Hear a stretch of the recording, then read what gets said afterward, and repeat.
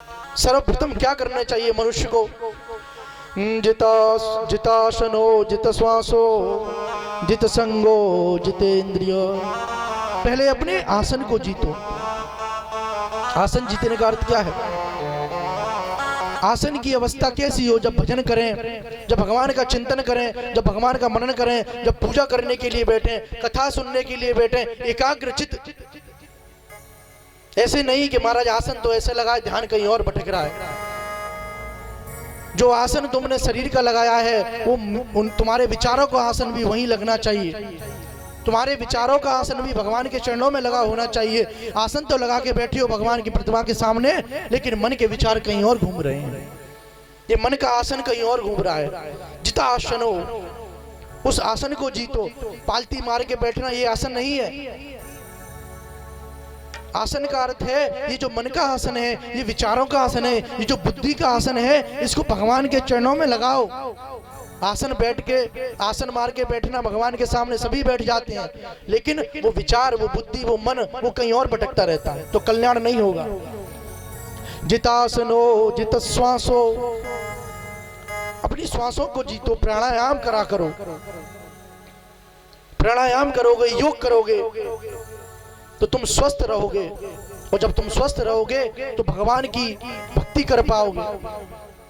श्वासों को कैसे जीता जाए? प्राणायाम करा करो, योग करा करो, क्योंकि शरीर स्वस्थ रहेगा तो भगवान का भजन भी कर सकते हैं।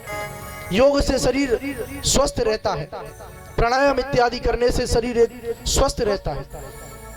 पड़े पड़े खाते रहोगे, महाराज किसी को डायबिटीज हो गई, किसी को कुछ हो गया, किसी को कुछ हो गया, योग नहीं करोगे तो निरोग कहां से रहोगे?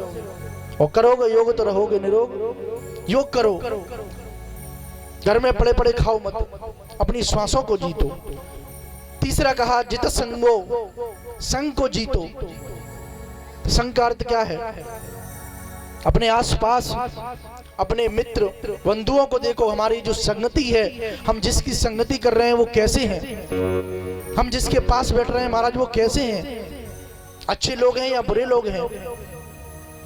हम जिसके सानिध्य में रह रहे हैं, हम जिसके सानिध्य में विचरण कर रहे हैं, हम जिसकी सानिध्यता को प्राप्त कर रहे हैं, वो व्यक्ति कैसा है, उसके आचरण कैसी हैं, उसकी मानसिकता कैसी है, उसके विचार कैसे हैं, उसका चिंतन कैसा है, उसकी बुद्धि की जो क्षमता है वो कैसी है महाराज, उसकी संगति कैसी है। क्योंकि व्यक्ति बुरी संगति में तत्काल फंस जाता है, लेकिन अच्छा काम करने को कहो तो बड़ी देर में समझ में आती है, आती ही नहीं है महाराज।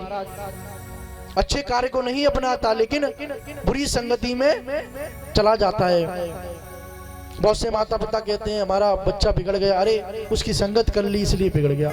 अरे वो राम कुमार को लड़का बिगड़ो है, बाकी संग जात जात खुद ये बिगड़ गो। जित संगो, जब तक साथ को नहीं जीतोगे, ये भी एक महाराज सबसे बड़ी भक्ति है। जब तक तुम्हारा साथ अच्छा नहीं होगा, तुम्हारे आसपास के मित्र, तुम्हारे पड़ोस के लोग अच्छे नहीं होंगे, तो तुम्हारे ऊपर उनका प्रभाव पड़ेगा। क्योंकि जिसके साथ हम रहते हैं ना, उसका प्रभाव एक ना एक दिन पड़ जाता है। एक बात याद रखना, कोई व्यक्ति शराब पीता हो खूब, और एक व्यक्ति स्वच्छ हो जो शराब को छूता भी ना हो, लेकिन अगर वो उसके साथ बैठा रहेगा तो उसकी गिनती भी उसी में आएगी कि ये भी शराबियों की संगति करता है। चाहे छूना मत शराब को,